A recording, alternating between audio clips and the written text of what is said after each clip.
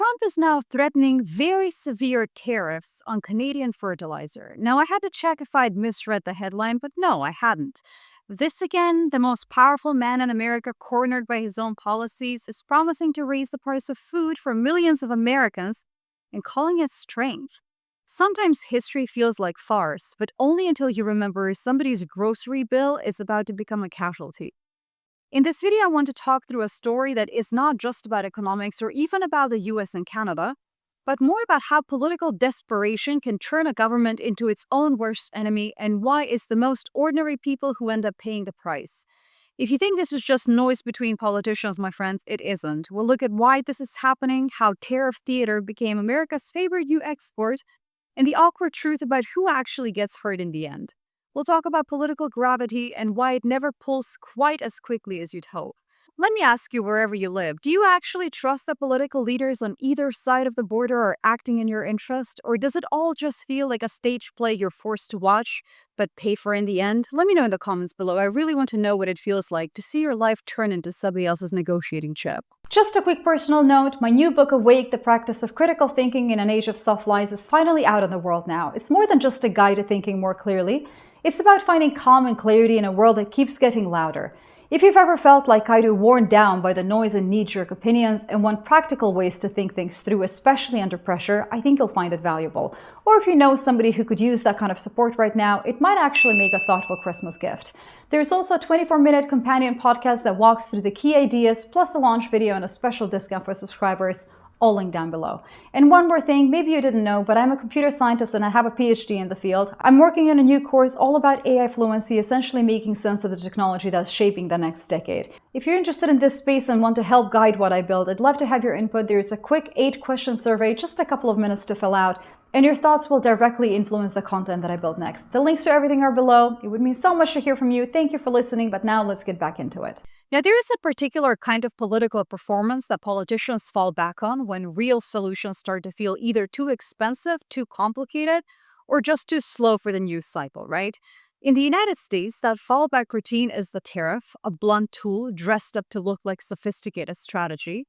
The whole thing feels like a stage play, and this week the spotlight is on fertilizer of all things.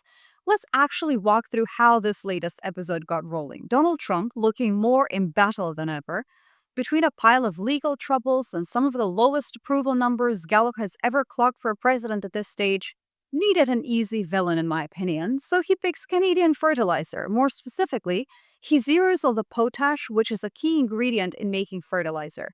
Canada has a near monopoly on exporting this stuff to the United States, so during a meeting that was so brief and anticlimactic it felt like the political equivalent of a fire drill basically, Trump comes out and threatens very severe tariffs on Canadian fertilizer if he decides the US isn't getting its way. The actual announcement is just a few minutes, barely any staff of the room, and no real details on this. It's the definition of telegraphing a punch. Everyone knows that he's going to make noise. Nobody's really expecting an actual breakthrough. And then he delivers exactly that. But here's the part that makes this more than just bluster. Trump's threat isn't just about sticking it to Canada. It's actually about raising costs for American farmers. Yes, those same farmers who rely on that Canadian potash to keep their fields growing. The message is clear. Unless Canada bends, Trump is willing to make life harder for his own rural base, all in the name of winning, whatever that means at this point.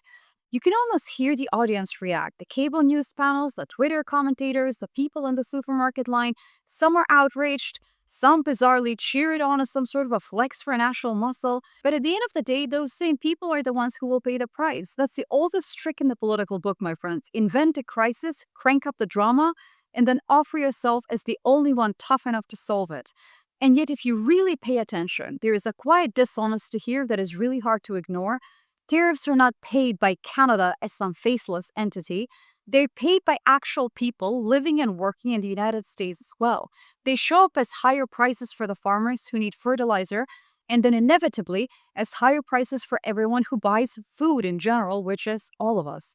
Every tomato, every loaf of bread, every box of cereal, those costs start to creep upward almost invisibly at first, until your weekly grocery bill feels heavier than it should.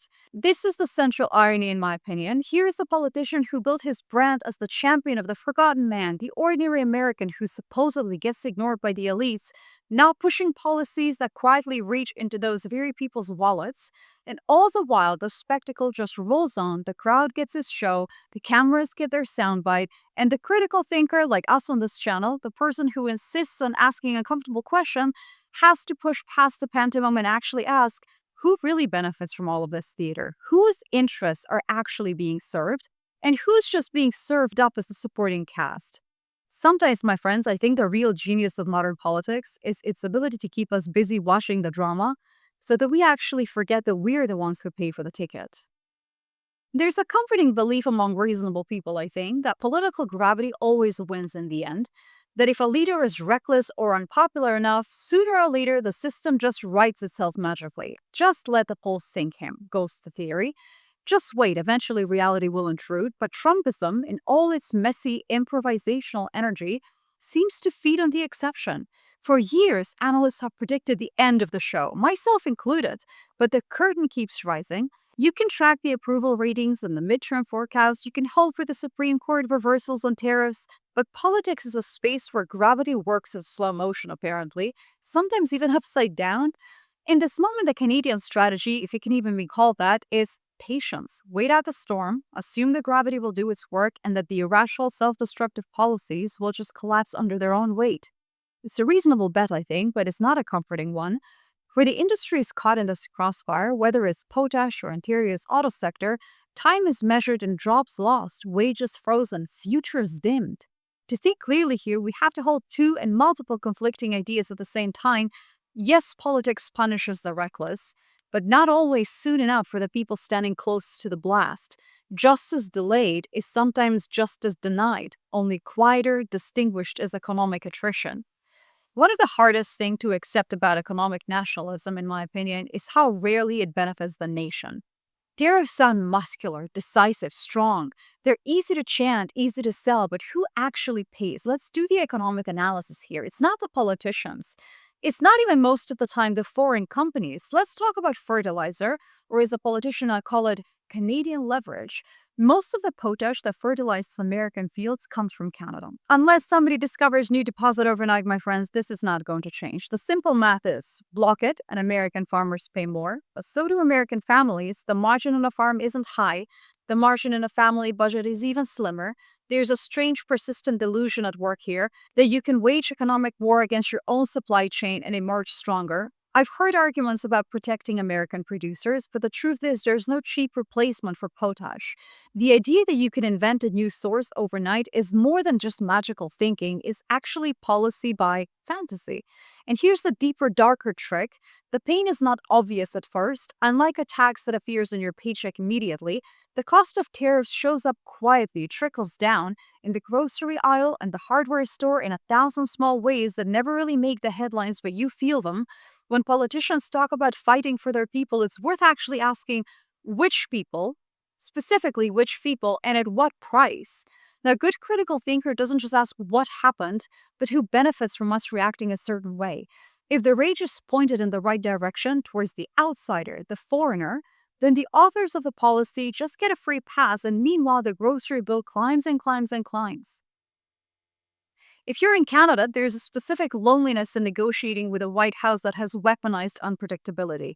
In the past, there was a script. Even if it was tense, even if it was unfair, you could generally predict the moves. Now the moves are improvisational and the players keep changing somehow. Trump's team isn't a seasoned team of trade negotiators that you might hope for. It's a rotating cast of loyalists, grifters, and second rate improvisers. Decisions are not always guided by evidence or even by ideology, but by impulse and optics. One minute you're an ally, the next minute you're a villain. The logic is unstable, and so is the ground that we're all standing on.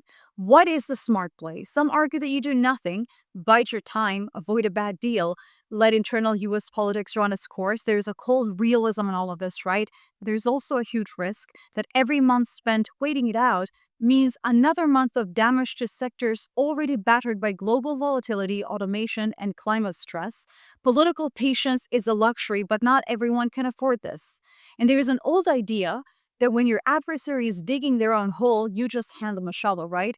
But what if you're standing at the bottom with them, watching the walls close in? This is the kind of problem that punishes both emotional thinking and our apathy. The people in the crossfires are not just abstractions, they are anyone who has to choose between groceries and a little bit of dignity, which basically makes all of us. If you're enjoying this, by the way, I'd love it if you subscribe. The House of L is a community of thoughtful, curious people, and you're very welcome here. Now, there is a line in political history about beggaring thy neighbor, making someone else poor in order to seem richer yourself. But we're living in an age where the theater of politics is so immediate, so constant, that sometimes the leader just ends up making everyone a little poorer.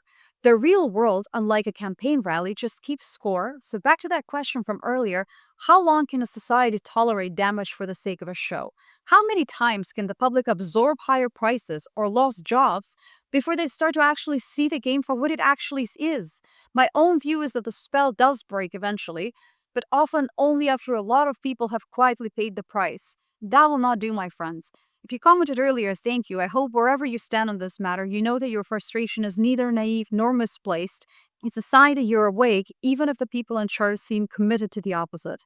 If this kind of thinking resonates with you, if you want to understand how to navigate the noise, the hype, and the complexity of our current moment, I think you'd really enjoy my book. It's called Awake, The Practice of Critical Thinking in an Age of Self-Lies, and it's written for people who want to stay grounded, think clearly, and live in reality even when the world makes that feel impossible. I've now also included a 24-minute companion podcast episode where we unpack some of the ideas behind Awake in a more relaxed, conversational way. Perfect if you prefer to listen while walking, driving, or just taking a break from screens. You'll find the links down below. I'd love to know what you think of all of it. As always, thank you so much for being here and for thinking through these questions with me. If you like the conversation, do consider subscribing for more, and don't forget to check out these other videos that I've linked here as a natural next step for a deeper dive. Stay awake. The quiet deals are always the ones to watch.